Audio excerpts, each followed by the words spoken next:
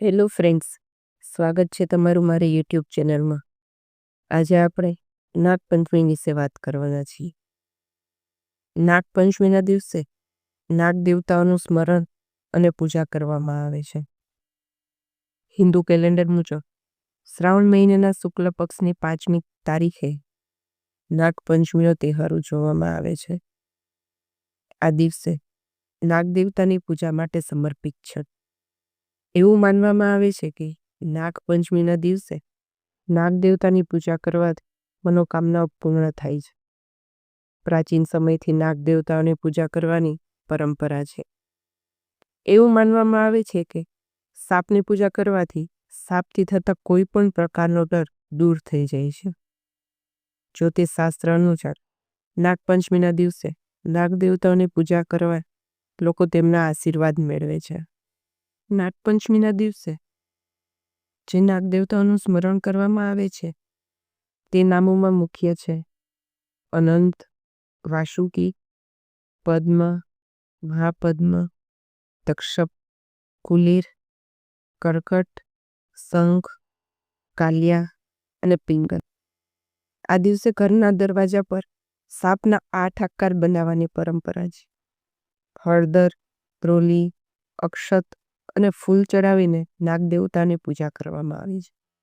કાચા દૂધમાં ઘી અને ખાંડ મિક્સ કરીને નાગ દેવતાને યાદ કરી અર્પણ કરવામાં આવે છે.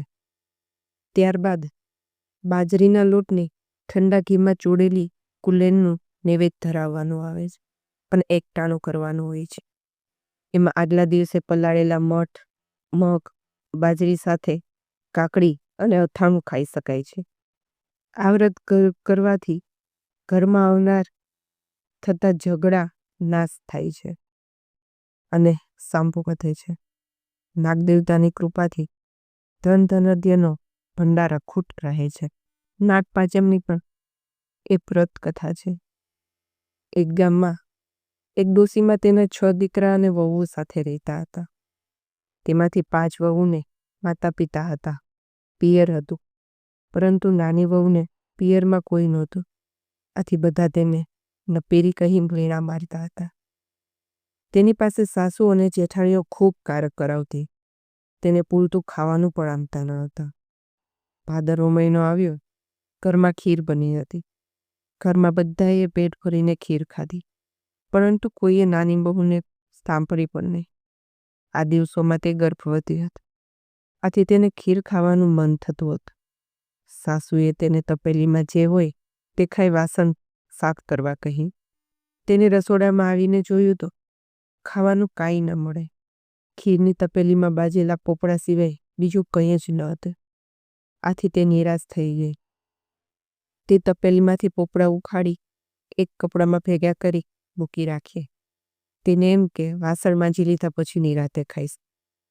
હવે બન્યું એવું, ઝાડ નીચે કપડામાં ભેગા કરી તેને પોપડા રાખ્યા હતા.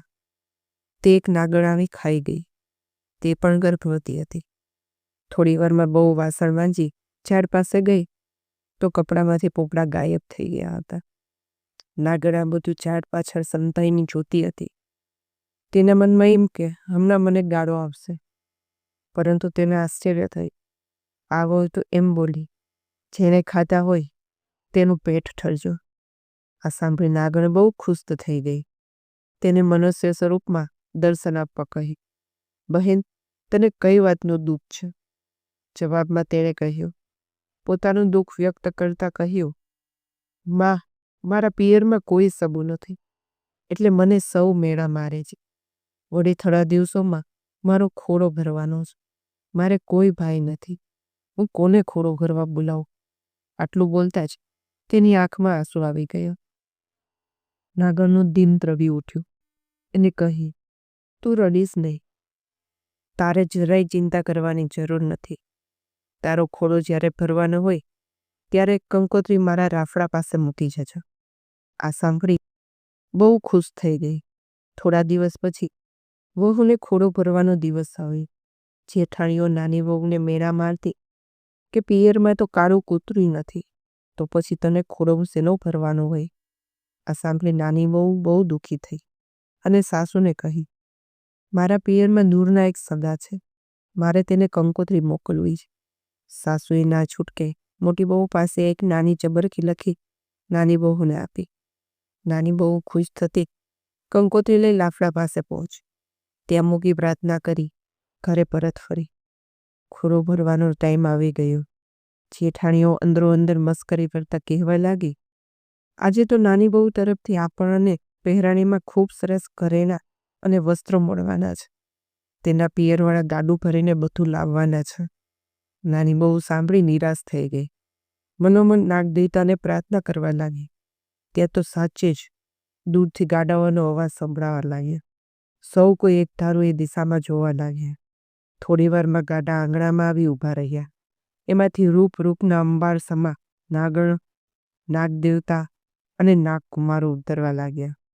તેમની પાછળ 2 નોકરો સોનાની પેટીઓ લઈને ઉતરવા લાગ્યા. તેમની પાછળ અન્ય ગાડા પણ આવીને ઊભા રહ્યા. નાની બહુનો ખોળો નાગકુમારોએ ધામધૂમથી ભરાયો.